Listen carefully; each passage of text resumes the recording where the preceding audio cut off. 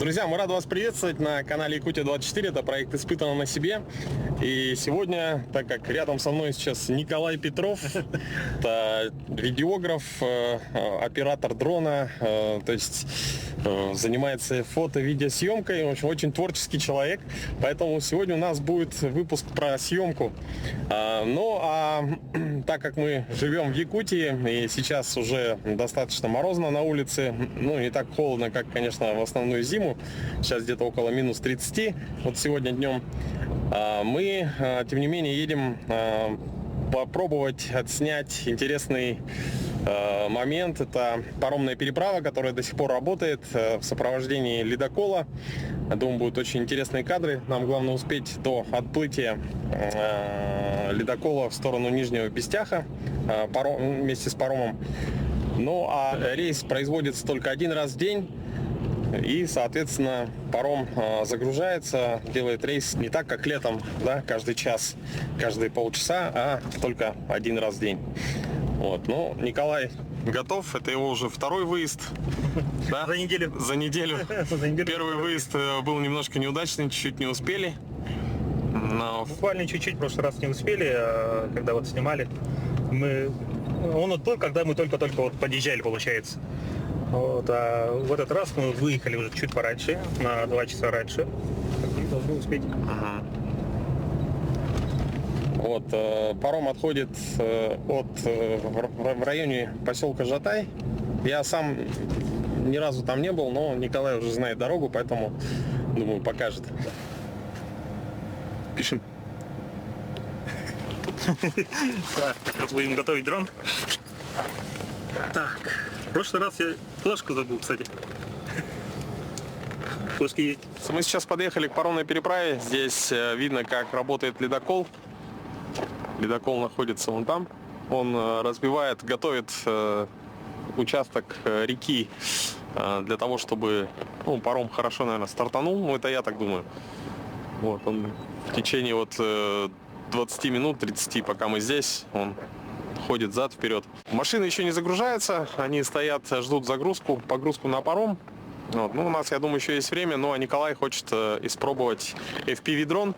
FPV-дрон — это очень скоростной небольшой дрон, который снимает очень динамичные кадры.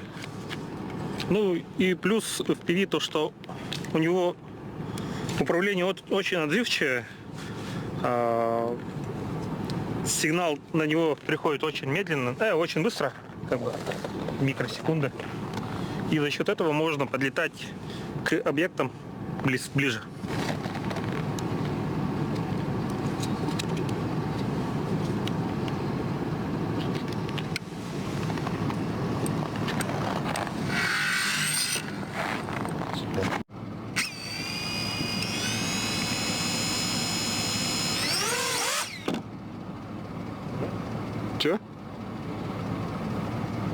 Че там? Что-то пошло не так. Что-то пошло не по плану. Че не нравится? Че не нравится? Не прикрутил? Это не вставляй, пожалуйста. Интересно говорю. Перепутал? Перепутал винты. Это точно ставишь. Тебя шантажировать этим? Да. Руслан меня отвлек. Да. С кем не бывает. Сейчас перегружаем.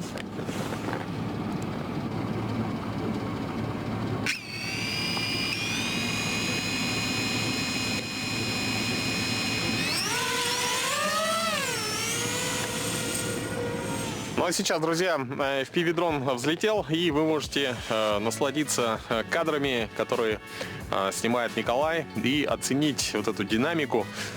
Очень достаточно необычные кадры можно достичь с помощью FPV-дрона.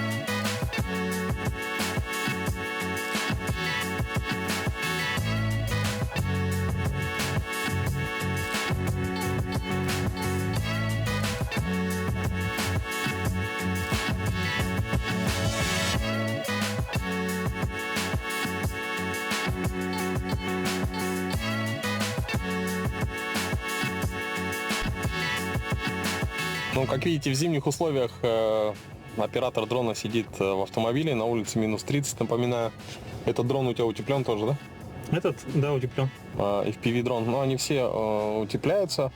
Соответственно, Николай, он сертифицированный оператор дрона, и все дроны у него зарегистрированы. То есть полет в данной местности он разрешен. И сейчас, как видите, на нем такие вот виртуальные очки. Так, и в руках у него вот такой вот пульт. Обратите внимание, как он держит руки на джойстиках двумя пальцами для того, чтобы хорошо контролировать дрон.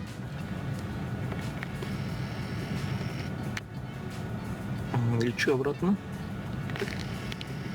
А садиться будешь на капот? Нет, на руки, наверное, возьмем. Ага.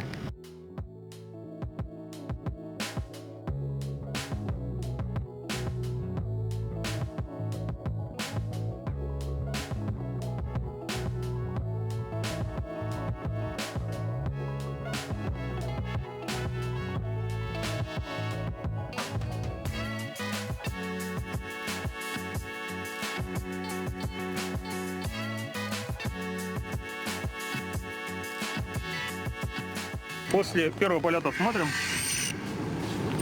На винтах вроде иния нету. Можно сделать второй полет. Да, можно сделать второй полет. А, ты же еще через пар прилетаешь, да? Да, ну я в этот раз через пар не летал. Так, сейчас Николай сделает второй вылет в сторону парома, чтобы запечатлеть его, как он стоит на стоянке. Возможно, уже идет погрузка автомобилей. Так быстро взлетает.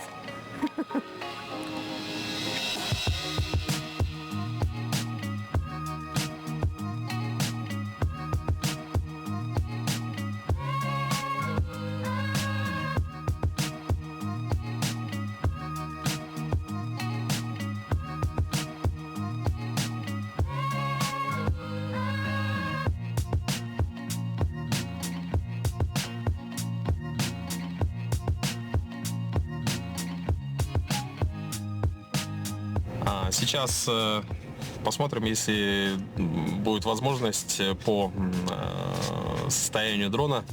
Я тоже попробую полетать на FPV-дроне. Ну, только вот в тестовом режиме. Также вот у Николая на компьютере я пробовал. Ну, надо сказать, что это очень сложно. Ух ты! Круто. Смотри, пока сними очки. Ага, смотри. Ниже отсюда, ниже этой части, получается, он идет вниз. Вниз, а выше, выше. Выше, выше. Ага. Просто видишь, тут поставил управление как на Мавике, но тут видишь, вот эта гашетка, она зафиксирует, фиксируется, короче, обратно нет оттяги. Так, а это лево-право также, да? Да, лево-право также. А вот это поворачивается вокруг оси, да? Да, Левая. да. Так же, как и на Мавике. О, машину вижу. Так, камера же тут не опускается. Опускается. Чем? Слева есть. Вот это? Да, вот она, под большим пальцем. Ага. Так, сделаем. Ну, хотя бы так. Облет. Там же ничего не мешает мне. А ты где? Я тебя просто потерял? Я слева. Сейчас. Не-не, я слишком высоко. Ага. Не будем рисковать. Ага. Вау, круто. Батарейки, так, где датчик? 37%. Ага. Ну ладно, хватит. Сейчас чуть в сторону реки. Камеру поднимем.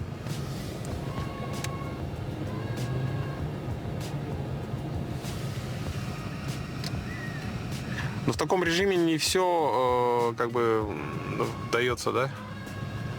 Поснимать. Ага. Нет этого. Но в целом как бы можно, да? Да, ты в таком режиме ты можешь этот дрон почувствовать, типа. Его, кстати, колбасит, да? Вот, то есть у него в целом не настолько стаб работает, да, хорошо? Ага. Так, я вот сейчас пробую подлететь, сейчас увидишь перед машиной. Вижу. Стоп. Видишь, да? Вижу. Так. И home point он показывает прямо... Да, куда?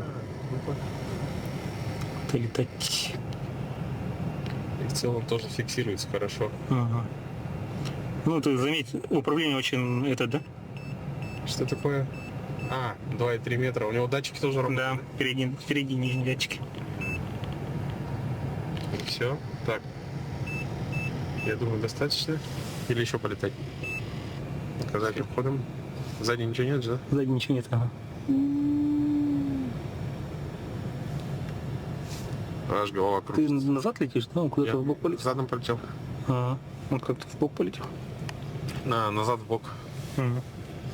Низкий заряд аккумулятора. Авторетерн через 7 секунд. Ага, дай-ка. Так, на. Спасибо. Надо тебе очки? Нет.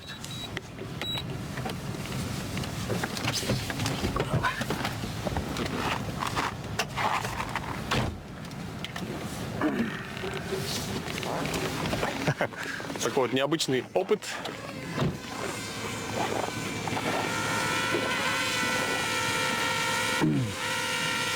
Хочешь поймать? Давай. Батарейку. Взял.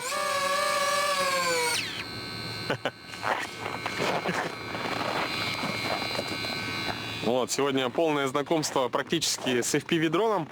Ну, как видите, очень юркая, очень быстрая модель. И, ну, батареек тоже чуть меньше хватает, да? Да. За счет на мощности. обычном режиме, который ты летал минут 20 где-то.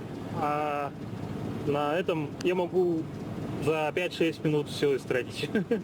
То есть от 5 минут до 20 минут можно, в зависимости от того, как вы летите. Испытано на себе. Сейчас возвращается ледокол. Скорее всего, когда он подойдет к парому, они вместе в паре пойдут дальше. Ну, а сейчас он издалека возвращается, сделав такую, как бы, ну, расчистив ото льда, взломав лед, и возвращается обратно. Я думаю, что должна получиться интересная картинка.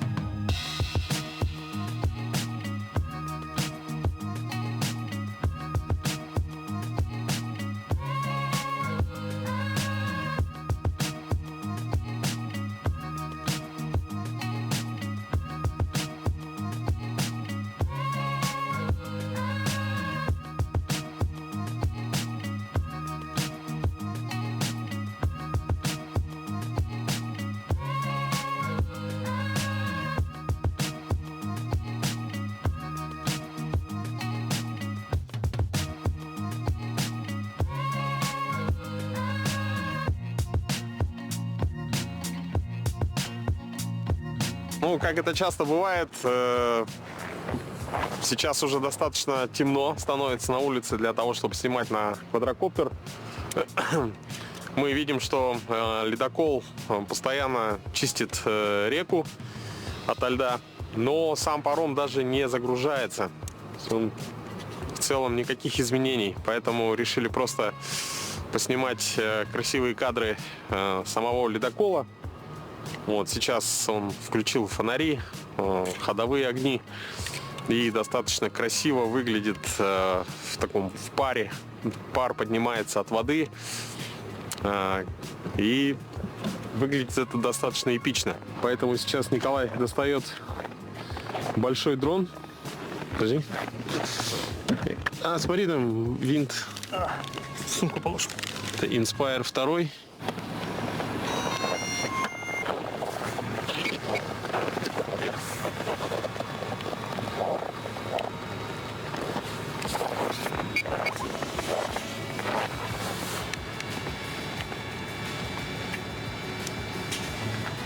Вот это да. Он сейчас уедет, кстати. Надо было там снимать. Быстрее!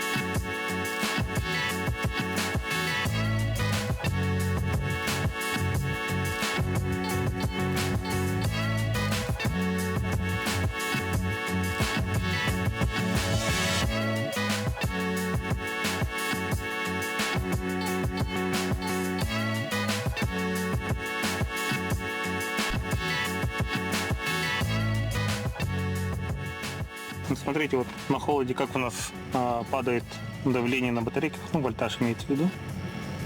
Вот. Красный это плохо, по идее очень плохо. Он может упасть. Ого.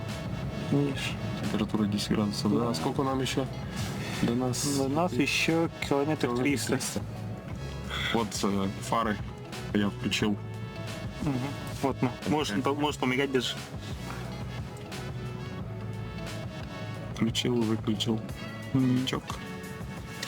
Вот сейчас ориентируемся на него. Не, ну как бы Километр 100. можем вот так вот включить. Вот как мы летали. Сегодня у нас, в принципе, такая достаточно интересная поездка получилась.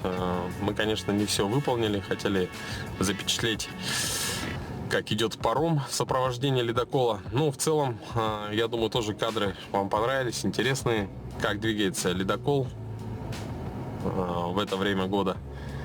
И в целом, видимо, паром, скорее всего, будет набирать машины и завтра пойдет, может быть, какая-то техническая причина, но в целом машины там, в принципе, стоят в очереди. И причем к нам и легковые машины подъезжали, спрашивали, где находится паромная переправа. Вот. Осталось 500 метров. Я увидел. Все в порядке, да? Да. Он летит уже. Ну, я потихо и снижаюсь, из-за этого нагрузка на батарейки не идет сильно. Ну, вообще как новогодняя елка горит.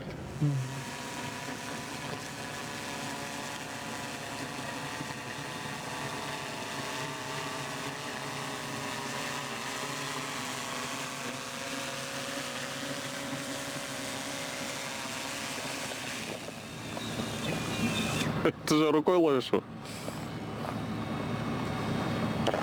Итого, сколько минут пролетал? Он полетал где-то минут 15. 15 минут, Inspire 2 на холоде. И у нас на холоде замерзли ножки, А, не раскрылись. не раскрылись. Вот так бывает. Должен быть, да. Вот остался. видите, бортовой номер Мгм. на коптере. Вот так вот. Что там, помочь? Нет, нормально сейчас.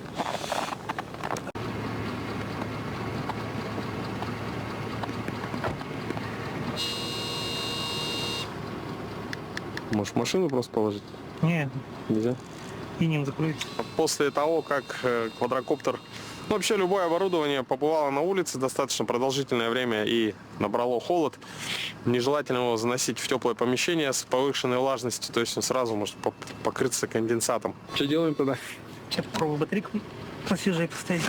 Друзья, ну в этом сюжете вы, во-первых, увидели кадры ледокола, который работает, несмотря на мороз. Сейчас на улице минус 32 градуса. Ну а также посмотрели, как работает техника, квадрокоптер. Сейчас все-таки ножки у нас не отогрелись, и вот в таком виде все-таки решили поместить квадрокоптер в салон машины. Но я бы не сказал, что здесь сильно влажно, как бы нормально. Да, нормально. В целом. Ну а паром, видимо, пойдет, скорее всего, завтра, либо вообще поздно ночью. Неизвестно, для съемок будет слишком темно. Ну и, конечно, хотелось бы поблагодарить Николая. Спасибо большое. Каждый выезд с Николаем — это всегда увлекательно, интересно. Ну, а это еще не все. Впереди вас ждет сюжет про то, как я выезжал, чтобы заснять затмение Луны. Это было тоже достаточно интересно. Но... В смысле, ты без меня выезжал, что ли? Да, Николай тогда еще обиделся, что я поехал без него, но я ехал с семьей. Поэтому, Николай, извини. В общем, продолжаем. Испытано на себе. Сегодня очень интересный вечер. Дело в том, что достаточно такое редкое событие. Это затмение лунное. Лунное затмение. В 20:00 по якутскому времени сегодня Луна окрасится в красный цвет. Ну, а мы сейчас направляемся за город, чтобы избежать таких световых засветов. И в целом сегодня погода прямо идеальные, по-моему, условия, ни одного облачка на небе, ну и саму Луну очень хорошо, достаточно видно даже из города. Вот. Но, тем не менее, мы сейчас выдвинемся на Табакинский мыс, ну или, по крайней мере, в ту сторону, и попробуем все это заснять и вам показать. Ну а сейчас уже в дороге видно, что Луна начинает потихоньку покрываться тенью от Земли. Ну, я думаю, что у нас еще есть время, как бы по разным источникам указано, что максимальная точка прямо затмения состоится в 20:00. Ну а сейчас, если быть точным, время 18:12. Но потихонечку Луна уже начинает входить в тень Земли.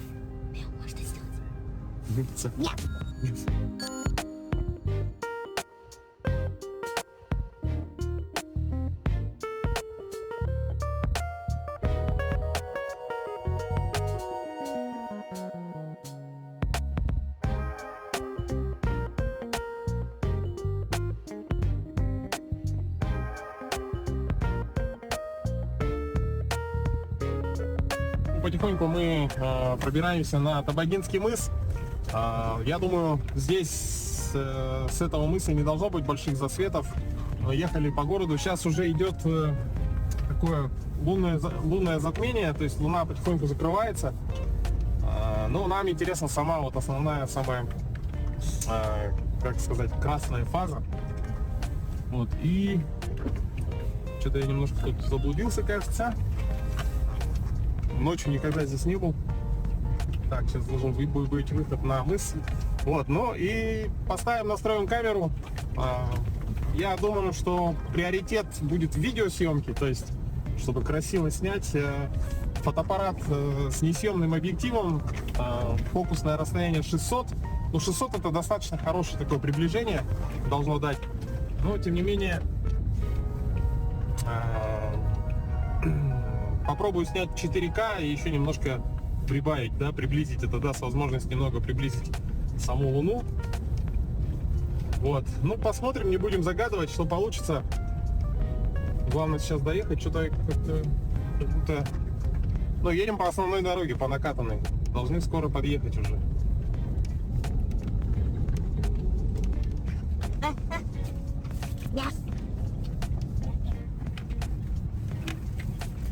Дневное время суток, тут как бы я еще ориентируюсь, а вот тут что-то заехали.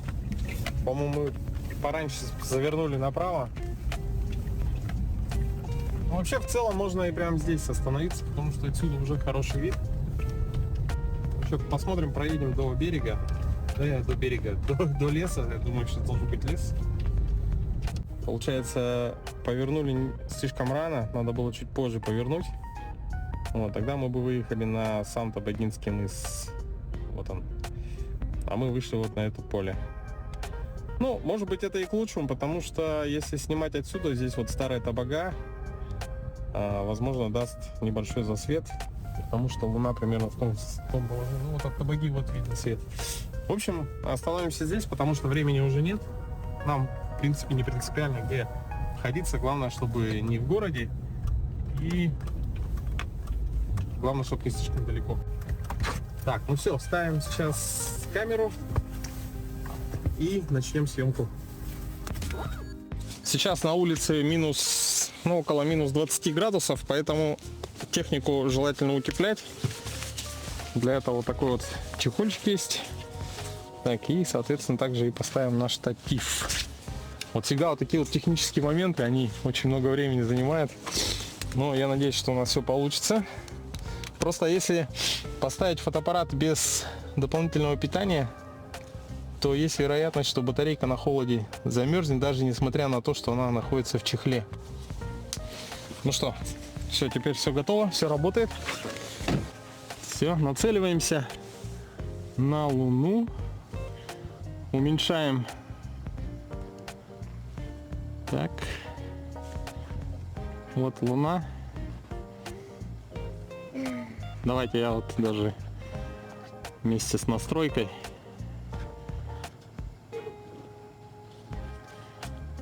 Вот так вот, максимальное приближение. Так. Фиксируем штатив.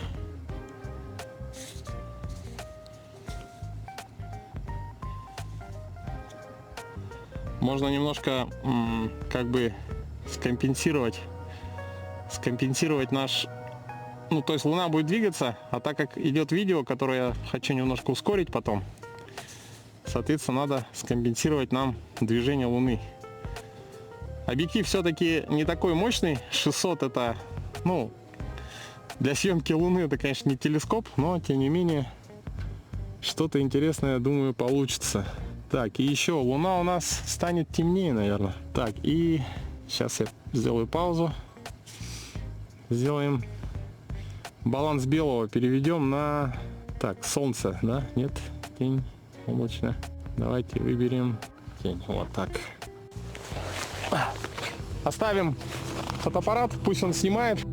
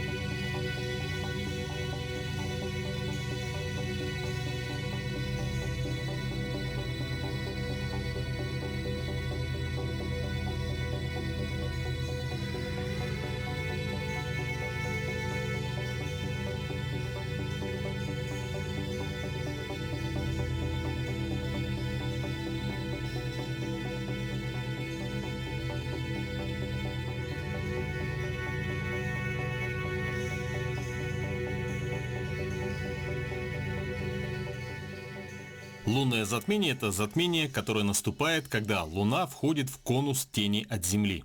Диаметр пятна тени Земли на расстоянии 363 тысячи километров составляет около 2,6 диаметра Луны, поэтому Луна может быть затенена целиком. Во время затмения, даже полного, Луна не исчезает полностью, а становится темно-красной. Это объясняется тем, что Луна даже в фазе полного затмения продолжает освещаться. Солнечные лучи, проходящие по касательной к земной поверхности, рассеиваются в атмосфере Земли и за счет этого рассеивания частично достигают Луны. Поскольку земная атмосфера наиболее прозрачна для лучей красно-оранжевой части спектра, именно эти лучи в большей мере достигают поверхности Луны при затмении, что и объясняет окраску лунного диска. Также хотелось бы показать вам кадры, которые заснял мой коллега Александр Жуков. Фокусное расстояние его объектива 1000 мм позволяет приблизить Луну еще больше.